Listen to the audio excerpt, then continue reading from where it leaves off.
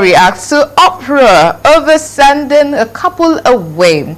So if you remember, we used this news some days ago about a woman that was evicted from Burna Boy's concert. So Burna Boy has made it clear that he's not begging for fans.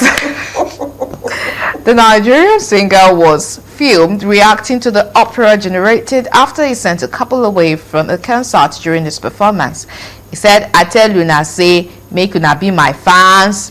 Burna said that the guy around him laughed. Burna also joined them to laugh before adding, "Me way they look for fans, we get no new this period." They laughed some more, and Burna then said, "This period na very treacherous period." The Nigerian singer went viral days ago after a video showed them posing his performance to berate a man whose girlfriend was sleeping while he performed. You know, they beg fans. It was that one for me. I'm never cool with the way I've never been cool with the way Burna Boy treats his fans. I've never been cool, and somehow I feel like he's a very good musical artist. But I feel like that rubs off on his music, that I do not even see the need to listen to his music, because I feel like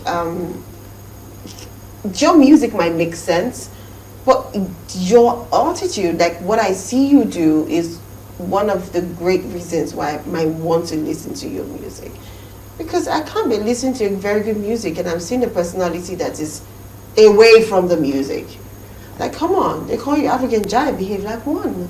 But probably that is his own representation of African giant. That is not a representation of African giant, because That's you're not only cool. exuding rude arrogance, and we Africans, we are not like that. Yes, we're prideful because we're survivors, we're strong, We are but we are brave. rude. Yeah, no, we don't do We that. don't do rude. We don't do do that. cordiality. We do.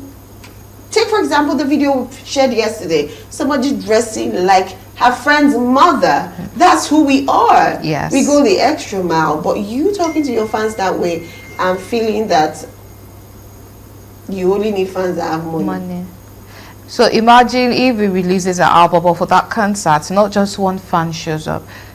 Will he still make that statement of, "Am I begging you to be my fan?" No one shows up for the concert. Maybe that's when Concert that he'll you break. spent a lot of money, probably millions in planning for it, and then no one shows up. You will run at loss. You won't have that money. That money is not coming in anywhere.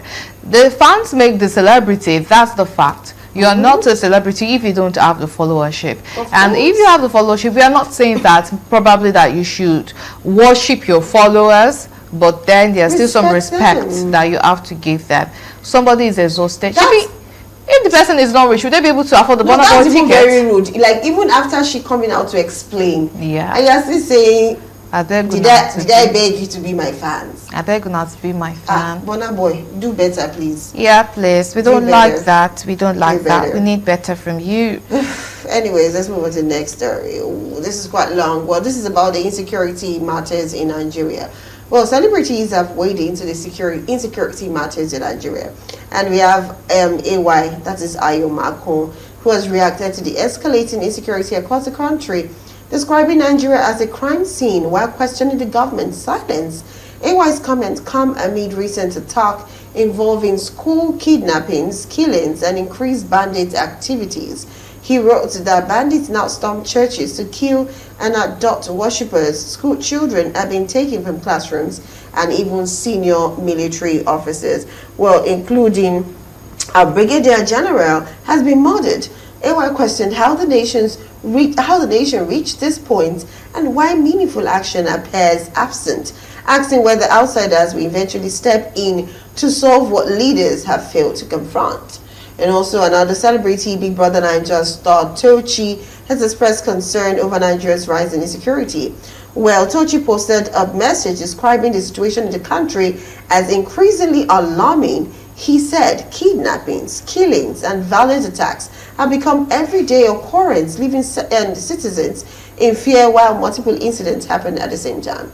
According to him, what makes the situation worse is how these issues are often minimized or wrapped in vague statements instead of being addressed directly. He noted that a nation cannot solve a problem it refuses to acknowledge. Very true. Adding that security is a fundamental responsibility and not a political talking point. Tiochi stressed that Nigerians deserve transparency and protection. He said that public should not be left in the dark, arguing that pretending the crisis isn't happening does nothing to make the people safer. Yes, I think this is true. A lot of insecurity is happening, and it breaks me. I kind of lose composure having to even talk about it on air, like all the professionalism, and I'm like, this is lives. These are lives, right? And these are people that matter to someone. This is shedding of blood, and it amazes me to question the fact that these persons, they must have switched, I'm sorry, maybe the brains with robotic chips, because people see blood and, faint, but you want to see blood, not even the way that people get injured, by you inflicting pain on them. Makes no sense. Bloodlust.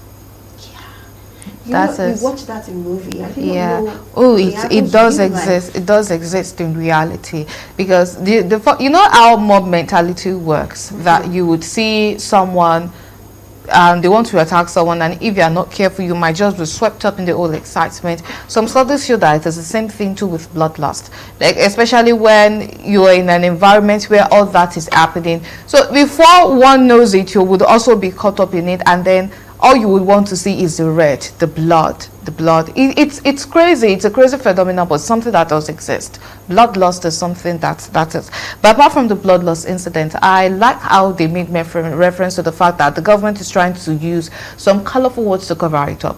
Like the one that happened in Kwara State, we were seeing attempted attack. Not until the video was released. Not until the video was released. Attempted attack. And it's amazing the fact that these are the people that capture these things and release the video. Yes. For me, it's more like, what can you do? You absolutely can't do nothing. Why? Because it's as though they know that the people that give them that job is also the people that should arrest them. Yeah. So it's like they're just showing us how handicapped we are. And for this one even it's very close to because even a colleague of ours is from Eriko, the village that was was attacked. A colleague of ours is from there, and then she was just so sad because the video, she was identifying, when I was talking to her, she was identifying people in the video that this is this person, this is that person, this is that person. I'm really having goosebumps right now. Yeah, so it is really eating close to home for everyone, because the fact is, for everyone that is kidnapped or killed, they know someone and someone knows them. Well, when you're just hearing it from afar, you say, oh, hey, yeah, you sympathize with them. But when it's happening so close to someone, somebody that you know. No. That it just makes you come to the realization that, okay, this is very, very serious. Okay, well, let's move on to other stories. For this one, rapper Falz calls for President Tinubu's resignation. So, following the increasing spate of insecurity across the country, rapper Folarin Falana, also known as Falz, has called for the resignation of President Tinubu. In a post shared on X, Falz asked the president to vacate his seat following the several kidnappings and killings in the country. He said the president has consistently shown his unwillingness to protect the lives of Nigerians and asked him to resign now. To top this again, Macaroni questions Tinubu over Kebbi's school children kidnapping. It's all about insecurity. Now, this kit maker has publicly queried the president, asking for an update on the kidnap of school children in Kebbi State. He referenced a 2023 post where the president vowed to end insecurity if elected, and asked what actions were currently being taken regarding the incident. Now, in another post, Macaroni criticized political leaders, accusing them of focusing and neglecting the lives of Nigerians while focusing on elections and power. He also described it as troubling that school children were adopted alongside the killing of a military general and other security agencies without a direct national address from the president. This is... I'm weak. I have nothing to say. Absolutely nothing. Yeah, but for the president, he canceled the strip because of this insecurity. That is like, it's just like... Don't worry, I understand you. I feel your pain. Sorry, It's I feel crazy. your pain. It's the pain of all Nigerians. We're all feeling it right now. Well, He cancelled his travel and said he's waiting for security briefing. yes. Okay. I think what you just did now is what Yoruba people will say, "Kafi se no kadake." Let us just put it in and then we just keep quiet about it. Anyways, let's move on to this one. Is not even like that safe, but it's there. It's there. It's there. The continuation of a bad book. Yes. So we have Tai Arimoro drags Peggy Ovire to court and demands 100 million naira. So actor Tai Arimoro has filed a legal complaint against actress and producer Peggy Ovire, demanding a public apology and 100 million naira compensation over an incident that allegedly happened on a movie set earlier this month. In a letter dated November 18, 2025, from Inibehe Effiong Chambers, Arimoro claimed this right was violated while on the movie set. His contract reportedly ended at 11:59 p.m. on November 11, and he alleged that attempts to leave the set were blocked. According to the letter, his vehicle was obstructed by the production manager, while another car allegedly blocked the exit. Arimoro said that he started an Instagram live for safety after receiving threats. The issue reportedly escalated at the estate gate, where Peggy Ovire and others allegedly confronted him. The letter stated that his tires were deflated and he was surrounded by several people. Arimoro claimed that he was assaulted, listing injuries such as fractured mandible, butt marks and bruises. His phone was also allegedly tampered with. His lawyers argued that the incident breached his rights to personal liberty, movement and dignity, alongside emotional trauma and loss of earnings. They are demanding a public video apology posted on all Peggy Ovire's platform and 100 million naira in damages. Peggy Ovire has 7 days to respond. She has not made any public statements as at the time of this report. What do you make of this? Well, for me, I feel like what he did, yeah, he deserves the apology because, trust me, 90% of Nigerians, when the talk came out, we all blamed him.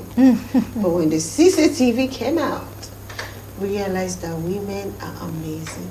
We, as species, are oh, a woman will cry, no, he hit me first. And by the time you release the CCTV, you find out that she was the one hitting the guy. The guy didn't even raise the hand. How do we do these things though? Now, I wonder how people are so comfortable with lying, and you know that your lying will put the other person in trouble, course. but you don't mind as long as you are Because they want to put you in exonerated. trouble. Oh no, that's not cool.